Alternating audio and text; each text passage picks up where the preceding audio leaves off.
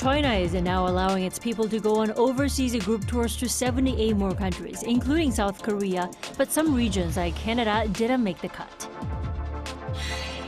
What's behind China's decision to lift the travel bans at this time of the year? How is South Korea gearing up to welcome back long-awaited Chinese tourists? Will the recent real estate crisis in China be a game-changing variable for the group tour resumption? Chinese tour groups are resuming their overseas trips, which is good news for passionate Chinese travelers and as well as for host countries. Joining me to discuss is our Kwon Soa. Welcome.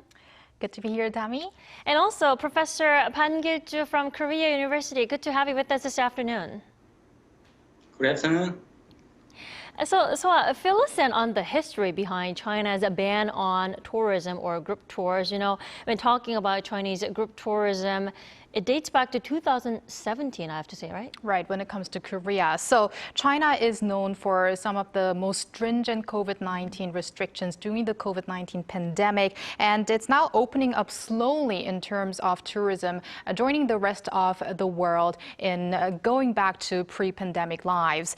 So on August 10th, China's Culture and Tourism Ministry announced the lifting of its ban on Chinese citizens' group travels to 78 countries, including South Korea, the US, Germany, and Australia. So ranging from the continents of Asia, the Americas, Europe, Oceania, and Africa.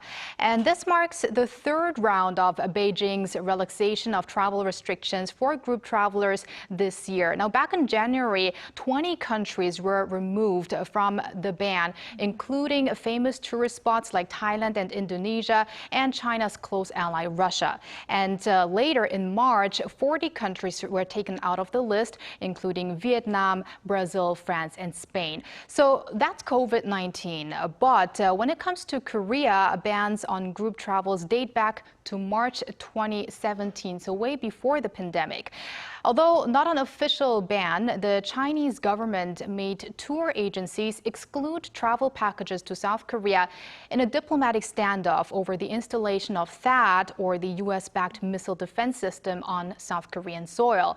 Although by the end of the year and also since then, gradually until 2019, China started to relax those restrictions, but then came COVID-19. And during that pandemic, also there were a number of tit-for-tat measures placed with China, suspending short-term visa services for South Koreans in retaliation for virus prevention measures against China. So all in all, the latest removal of the group travel ban is perceived as being almost for the first time in over 6 years that there are no more limitations regarding travels to South Korea.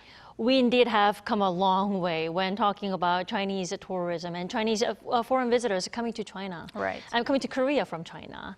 And also, Professor, China's decision to resume overseas group tours came just over a week before the trilateral summit between Seoul, Washington, and Tokyo. Now, the question is, does this decision have to do anything with the summit by any chance? Well, timing matters in diplomacy, but I doubt that China's decision to resume overseas group tours takes the trilateral summit into consideration seriously because, as noted earlier, 78 countries are on the list, simply beyond South Korea, the United States, and Japan. Meanwhile, it appears to me that Beijing believes criticizing South Korea and doing nothing for diplomacy does not help increase its leverage and maximize its national interest. Actually, communication provides a state with an opportunity to examine what the other side thinks and seeks. In this light, Beijing seems to be eager to kick off communication with Seoul, but to a low degree way based upon the ordinary citizens' level of communication at the moment. Resuming overseas group tours could be a good start in this way. In particular, in a situation where South Korea, the United States, and Japan are getting closer, China's diplomatic position has been significantly reduced indeed. So Beijing seems to believe that starting communication is better than making no engagement. Furthermore, I think resuming overseas group tours is also advantageous for the success of the Hangzhou Asian Games, which is scheduled from 23 September to 8 October this year. if Chinese shows up at tourist attractions around the world, it could be effective for advertising Asian Games as well. Right, not because of the summit, but maybe because China is in mind of upcoming events, especially the Asian Games. But the question is, the destination list of 78 countries doesn't include Canada. Now, why isn't Canada included in the list? To be honest, the Canada-China relationship has been deadlocked over the last few years, particularly due to recent allegations that Beijing meddled in Canadian domestic politics, basically Canadian elections. According to leaked classified reports, the Chinese government helped Canadian politicians favorable to the authoritarian regime be elected while taking advantage of disinformation and donations. So the Canadian government expelled Chinese diplomats in Toronto. In return, the Chinese government banished the Canadian diplomats in Shanghai. To top it up, earlier in 2018, Canada and China were frictional with each other regarding the arrest of Huawei CFO. This fact shows Beijing still uses economic coercion as one of the offensives to the other side, similar to its Fed retaliation against South Korea. Sure, indeed. So Canada is left out for now. But in the meantime, Soa, hopes are high that the resumption will revitalize economic situations here in the country, especially, retail. What are those hopes? Right, Tommy, the increase in Chinese tourists is expected to boost consumption and have a positive impact on the overall Korean economy as well. In a report on the impact of China's reopening on the Korean economy released earlier this year, the Bank of Korea estimated that if the number of Chinese tourists increases by 1 million, Korea's growth rate will rise by about 0.08 percentage points. And also, let me refer to other data by the Minister of Culture, Sports and Tourism. In its annual report on inbound tourists in 2020, it said that in 2019, a Chinese tourist spent an average of $1,239 in Korea. So with more than 6 million visitors from China that year, that's some $74 billion and also 36% of Korea's yearly tourism revenue. So tourism-related businesses are hopeful that spending will increase in numerous sectors, with many retailers getting prepared with promotions and expanding their services. Duty-free shops and department stores, for instance, are expected to see an uptick in consumption, which is why marketing campaigns are targeting the inflow of Chinese tourists with tailored advertisements, for instance, using K-pop girl groups like New Jeans for models. Right on the day of the Chinese government's announcement of lifting its travel ban, the upbeat hope was very evident in Korean stocks that showed stocks related to cosmetics, casinos, duty-free shops all surged.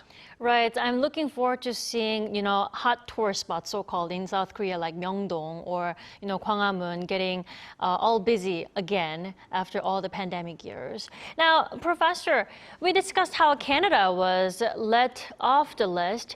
Can we say Beijing is trying to balance its ties with Seoul and Tokyo then, even after the summit? I mean, is China using tourism as a political tool? That's a great question. Actually, I believe that resuming overseas group tours shows the enhancement of diplomatic tools of South Korea and Japan, not the other way around. I would say that making the trilateral ties stronger allowed the Seoul and Tokyo to enhance their diplomatic leverage with China, which pressed Beijing to resume overseas group tours.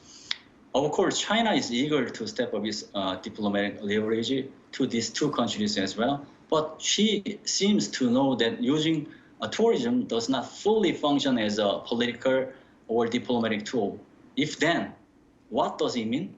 I think resuming overseas tours, group tours, are political or diplomatic gestures to make a window of communication or diplomacy open in its efforts to enhance its leverage. Meanwhile, once Chinese overseas group tours are completely normalized as before, South Korean vendors and companies doing business in visiting attractions such as Myeongdong or Jeju Island are better positioned to increase their incomes. In the end, this reciprocal activity is expected to create economic interdependence as before. So once this mechanism is back on track, South Korean citizens are most likely to ask their government to improve its relationship with China in a more passionate way. I think it is a long-term expectation that Beijing wants both tactically and strategically. Definitely. Now, Soa, you just mentioned earlier, now Seoul is busier than ever to really prepare for those tours back here in the capital city. Any specific plans or measures that some of our viewers from China may be interested in learning? Right. Along with the government and the tourism ministry, the Seoul metropolitan government in particular is rolling up the sleeves to revitalize the tourism industry. And with that, having actually unveiled some specific plans. So, in fact, the city plans to welcome the Chinese tourists with a special welcoming week. And this is happening for the first time in 4 years, although this special welcoming week is not only targeted at Chinese, but tourists from all over the world. But it's usually held during big Chinese holidays. So this year, this will be happening from September 29th to October 6th, coinciding with China's longest public holiday break, the National Day Festival and Mid-Autumn Festival. Various events will take place starting from the airport where they arrive, and city landmarks like Myeongdong and Gwanghwamun that Tami earlier mentioned. Also, drone shows will be taking place over the Han River, fireworks, etc. Special tourist welcoming weeks usually also mean sales targeted at foreigners. And I remember actually earlier that I got a drink for free when I was in Dongdaemun district, which is a famous shopping district, because I am a foreigner actually. I'm a German citizen. Right. So during that period, I got a free drink. So these kinds of extra, specialties are being offered to the Chinese people during that special week. And with famous shopping districts expected to fill up with Chinese visitors, Seoul City decided to expand mobile payment systems that are widely used in China, like Alipay and WeChat Pay. The city also aims to prevent stores of overcharging tourists by clearly indicating prices at 7 special tourism zones. Also, during the time, we had a scarce number of Chinese tourists. Travel patterns have likely changed during the pandemic time, of course. So those working in the tourism sector and experts got together for a meeting to discuss that. For instance, the patterns of tourism or travel regarding the MZ generation. And also there are experts saying that there seems to be an increase in smaller groups traveling instead of large groups of, those large-sized, low-cost travel patterns. Nice. So many perks that foreigners can enjoy here in the capital city. Yes. We can look forward to that. Right. Now, Professor, China's Global Times pointed out that Seoul needs to pour more effort into defrosting South Korea-China ties in order to bring Chinese tourists back into the country. Now, what kind of efforts is this report talking about? I mean, what efforts should China contribute then? Well, apparently, I think that Global Times fails to clearly point out the inherent reason why Seoul-Beijing ties have been deadlocked. As has been noted earlier, the faltering relationship between Seoul and Beijing is traced back to China's economic coercion, which is that retaliations.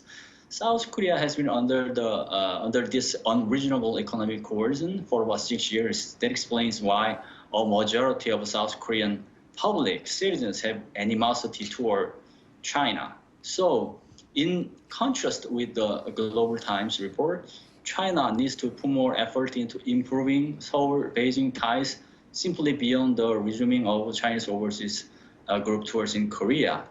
Of course, South Korea also need to contribute to put its effort into making the relationship with China better under the proposed key principle of reciprocity.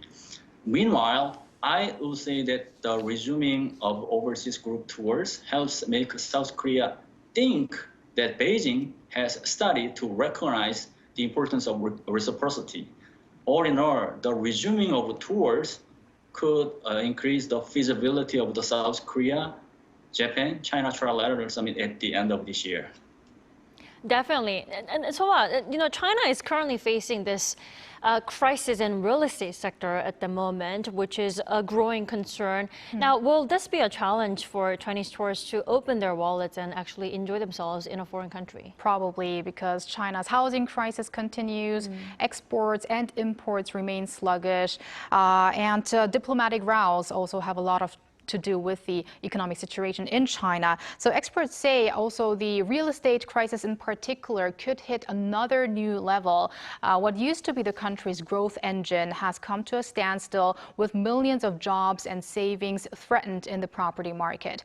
Meaning the economic woes are casting clouds over the highly anticipated reopening as high costs for outbound travel makes Chinese citizens turn to inland travel for their vacations. In fact, international flight activity data as of July recovered to merely 53% of pre-COVID levels. So, of course, this being before the opening to the additional 78 countries that remained earlier. Now, numerous global airlines had limited their routes immensely during COVID-19, now coping with staff issues. Also, visa and passport issuance problems remain. So the scrapping of the ban on group tours may not immediately result in the surge of travel due to these financial issues on an individual level as well as due to the domestic economy. Right, it's going to be a slow but much needed step to fill in the past years. Right. Now, Professor, China in the meantime has removed Qin Gang from the post of the country's foreign minister, and they brought back his predecessor Wang Yi instead, right? Now, to give you a brief background, unlike Qin Gang, Wang Yi has taken rather softer approaches to dealing with Seoul-Beijing relations. Will that return of Wang Yi be a positive influence in dealing with the bilateral ties? Not exactly, I believe. I wonder whether Wang Yi has taken a softer approaches than Qin Gang indeed. Basically, Qin Gang is under the supervision of Wang Yi. Moreover, there is only one voice in the authoritarian regime. So I do believe that it is not a matter of Qin Gang or Wang Yi, but a matter of President Xi Jinping. Under the political power of President Xi, wolf warrior diplomacy has been more offensive, and revisionist policies have been laid out in a more aggressive way. In that aspect, a situation based upon political characters looks the same. What makes the difference is that South Korea step up its diplomatic leverage to international society, as well as China, thanks to first its enthusiasm to engage in international politics, as shown by the launch of its own Indo-Pacific strategy, and second, the new security, the trilateral security architecture. These situations seems to press or encourage China to turn its eyes to improving its relationship with South Korea. Right, Professor, that's a really good point because Wang Yi and Qin Gang are still under one roof called China at the end of the day. Yes, yeah, of course. Yeah. Right, and so despite all these economic challenges that China is going through at the moment, what is the sentiment among Chinese people about actually coming back to Korea? Right, while the lifting of the ban may not immediately lead to the return to the levels we enjoyed in the past regarding Chinese travel, excitement does seem to be in the air. Media reports referred to soaring search data on websites related to travel to South Korea. Some of those sites even jammed following the announcement of the end of the restrictions. According to Steve Saxon, a partner at McKinsey, despite the cooling of the overall economy, 40% of Chinese people are willing to spend more on travel, and many of them also actually saved during COVID, so they are ready to use that money on international travel again. There were also less enthusiastic responses or hesitancy towards traveling abroad again. Some netizens on Weibo expressed they do not want to travel abroad, saying domestic travel is good enough, citing beautiful scenery and affordable food. And also there remain some health concerns. After all, the country went through extreme border controls during the past 3 to 4 years and really got used to these antivirus measures as well as inbound travel during those 3 to 4 years. And this one's interesting as well. A survey by Dragontail International said that Chinese travelers fear about their safety abroad because they are fearing unfriendly reception. Interesting thoughts there. Now, Professor, we are running out of time, but briefly, I want to know what's your take on possible visit by President Xi Jinping to South Korea within the year. How likely is it? Well, hosting President Xi here in Korea has something to do with the feasibility of the South Korea, Japan, China trilateral summit. If the latter happens to be made, President Yoon is expected to host President Xi bilaterally with this opportunity in Korea. President Yoon's predecessor visited China 2 times for the bilateral summit in 2017 and 2019. So it is right about time that China's later visit Korea based upon the principle of reciprocity. I think President Xi visits Korea this year. Indeed, it is most likely to provide a golden opportunity for making the principle of reciprocity recognized, leading to significantly improving the South Korea-China relationship. It remains to be seen whether the return visit will take place actually. All right, let's keep a close eye on that. That was Professor Ban from Korea University. Thanks so much for your insight today. Thanks for having me. All right, so I thank you always for your time. Anytime. We thank you so much for watching Issues and Insiders. We'll be back tomorrow at the same time, 2:30 p.m. Korea time.